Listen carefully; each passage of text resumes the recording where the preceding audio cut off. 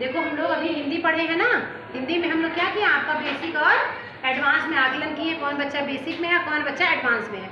जो भी बच्चा बेसिक में, हम क्या करेंगे उसके लिए और भी प्रयास करेंगे।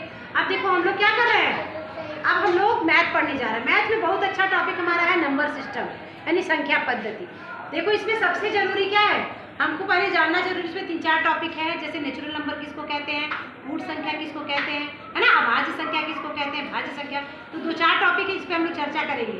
जैसे मान लो प्राकृतिक संख्या, देखो अंकित आदित्य सारे लोग देखो ध्यान से, हाँ चलो आओ देखो पास में, ये हमारा नेचुरल नंबर। नेचुरल माने तो प्राकृतिक संख्या, काउंटिंग शुरू करते कहाँ से, 1 से, 1 2 3 4 5 6 कहाँ तक जाएगा, अनंत, यानी इनफाइनाइट इसको बोलते हैं। तो सबसे स्मॉलेस्ट हमारा नेचुरल नंबर क्या हो गया, 1 हो गया, और सबसे जो है लार्जेस्ट हो गया क्या, इनफाइनाइट। वेरी गुड, क्या हो गया, सबसे बड़ा अनंत हो गया और सबसे छोटा हाँ 1 हो गया। ये हमारा 1 नंबर हो गया मानो।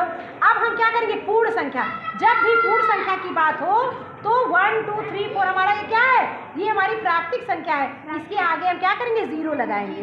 अगर हम 0 लगा देते हैं तो वही हमारी पूर्ण संख्या यानी होल नंबर हो जाता है। कौन सा हो जाता है, होल नंबर। तो सबसे स्मॉलेस्ट हमारा होल नंबर क्या हो गया, 0, और इसमें भी क्या होगा, सबसे बड़ा क्या हो गया, इनफाइनाइट।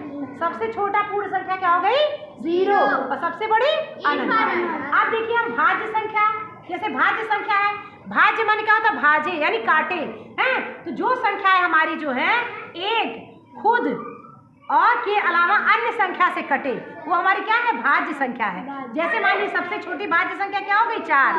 4 किससे किससे कट सकता है, 1 से भी कटेगा, 2 से भी कटेगा, 4 से भी कटेगा। लेकिन अभाज्य क्या होता है, अभाज्य माने होता है जो 1 से और स्वयं से कटे।